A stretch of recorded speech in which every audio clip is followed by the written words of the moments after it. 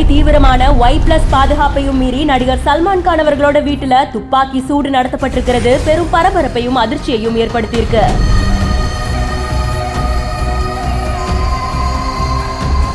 துப்பாக்கி சூடு நிகழ்த்திய மர்ம நபர்கள் யார், எதனால இந்த துப்பாக்கி சூடு நடத்தினாங்கன்னு தொடர்ந்து தீவிரமா விசாரணை மேற்கொள்ளப்பட்டு இருக்கு.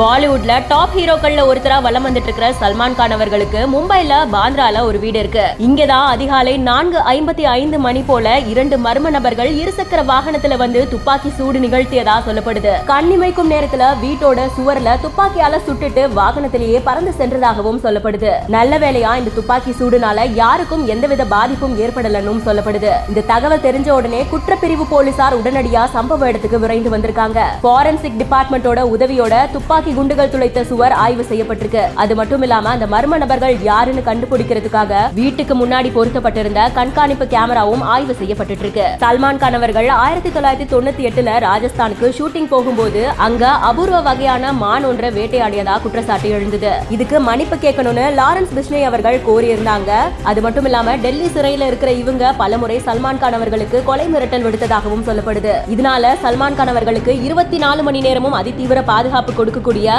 Y+ பாதுகாப்பு கொடுக்கப்பட்டு இருக்கு. அதையும் மீறி சல்மான் கான் அவர்களோட வீட்டுல அதிகாலையில மர்ம நபர்கள் துப்பாக்கி சூடு நிகழ்த்திய இந்த சம்பவம் பெரும் அதிர்ச்சியையும் பரபரப்பையும் ஏற்படுத்தியிருக்கு.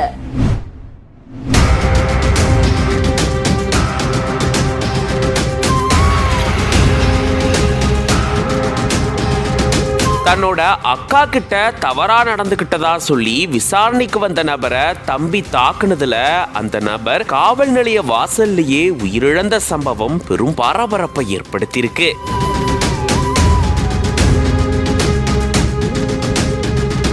ஒரு ஆத்திரத்துல செஞ்ச செயல் இப்போ விபரீதத்துல போய் முடிஞ்சிருக்கு. 23 வயது இளைஞரை போலீசார் கைது செஞ்சிருக்காங்க. என்ன நடந்தது விரிவா இந்த வீடியோல பார்க்கலாம்.